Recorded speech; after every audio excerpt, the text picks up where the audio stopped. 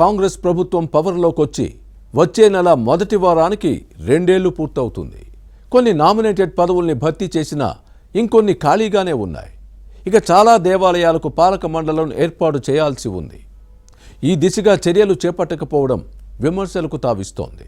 Party నేతలు కార్యకర్తల్లో ఎక్కువ మందికి అవకాశం కల్పించే దేవాలయ కమిటీల ఏర్పాటులో ప్రభుత్వం చేస్తున్న జాప్యంపై అసంతృప్తి వ్యక్తమవుతోంది. తెలంగాణ శ్రీశైలంగా పేరున్న కొమరవెల్లి మల్లన్న ఆలయ పాలక మండలి ఏర్పాటులో చిక్కుముడులు వీడడం లేదా?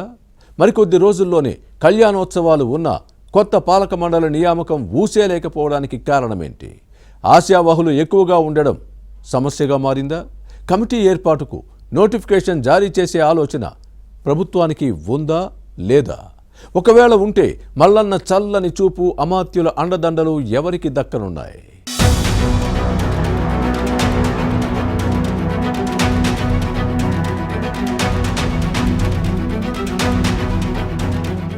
సిద్దిపేట జిల్లా కొమరవెల్లి మల్లన్న ఆలయం తెలంగాణలో ప్రముఖ శైవ క్షేత్రం.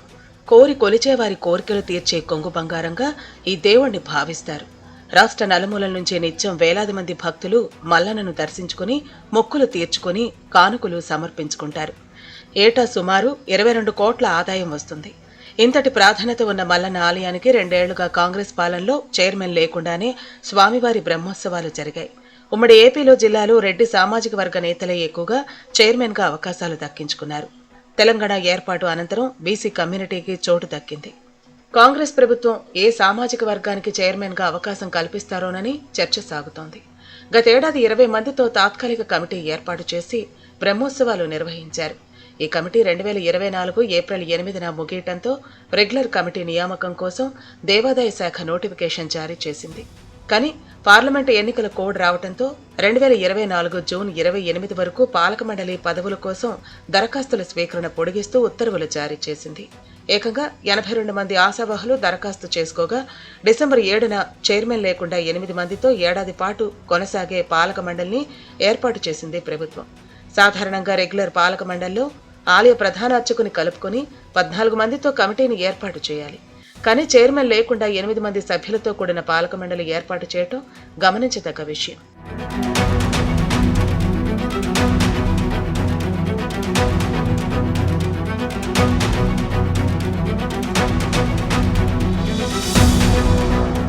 కొమరవెల్లి మల్లన్న ఆలయ రెగ్యులర్ పాలక మండలి కోసం దేవాదాయ శాఖ 45 రోజుల ముందే నోటిఫికేషన్ విడుదల చేయాలి.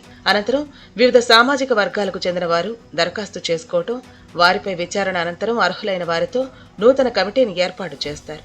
కానీ స్వామివారి కళ్యాణానికి కొద్ది రోజుల సమయం మాత్రమే ఉన్న దేవాదాయ శాఖ అధికారులు ఆలయ కమిటీ ఏర్పాటుపై చొరవ చూపకపోవడంతో ఆశావహులు నిరాశకు గురవుతున్నారు. గతేడాది డిసెంబర్ 7న 8 మంది సభ్యులతో రెగ్యులర్ కమిటీని ఏర్పాటు చేసి ప్రమాణ స్వీకార కార్యక్రమాన్ని నిర్వహించారు. మిగిలిన వారి కోసం జీవో ఇచ్చి దరఖాస్తులు స్వీకరించినా పూర్తిస్థాయి కమిటీ ఏర్పాటు కాలేదు. వచ్చే నెల 14న స్వామివారి కళ్యాణ బ్రహ్మోత్సవాలు నిర్వహిస్తారు. ఆ తర్వాత మహాజాతర ఉంటుంది. కానీ ఇప్పటి వరకు ఆలయ నూతన పాలక మండలి ఏర్పాటుపై ఊసేలేదు. ఇప్పుడున్న కమిటీని కొనసాగిస్తారా లేక నోటిఫికేషన్ విడుదల చేసి కొత్త ట్రస్ట్ బోర్డుని ఏర్పాటు చేస్తారా అన్న అంశంపై స్పష్టత లేదు.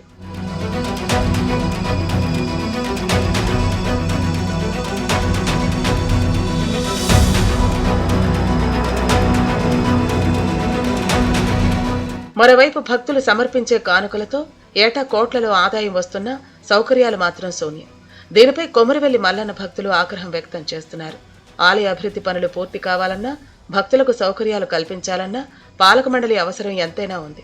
దేవాదాయ శాఖ మంత్రి కొండా సురేఖ, మంత్రులు పొన్నం ప్రభాకర్, వివేక్ వెంకటస్వామి ఆలయ అభివృద్ధి పనులపై దృష్టి పెట్టాలని కోరుతున్నారు. కొద్ది రోజుల్లో ప్రారంభమయ్యే స్వామివారి కళ్యాణం, బ్రహ్మోత్సవాలు, మహాజాతరకు వచ్చే భక్తులకు ఎలాంటి ఇబ్బందులు తలెత్తకుండా చూడాలని కోరుతున్నారు. ప్రభుత్వం ఏం చేస్తుందో చూడాలి.